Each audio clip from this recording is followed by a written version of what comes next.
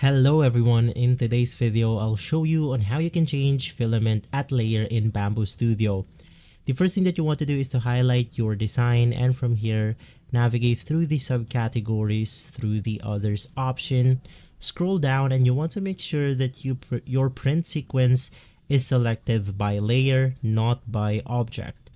After that, we can now add our second layer or our second color. In my case, I'm going to be putting color red right here.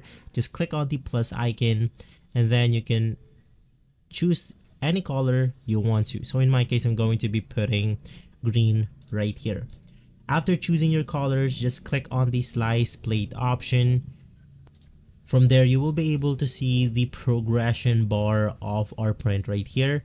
Now, to finally change your colors, you can just navigate through the layer that you want to start changing colors. So in my case, I want to start changing color to this part. I'll simply right click on it, navigate through the change filament, and then let's say that we want to put our second filament, which is going to be red. So it will proceed normally. And for this one, I'm going to change once more to our third filament. So we now have the first color, the second, and the third.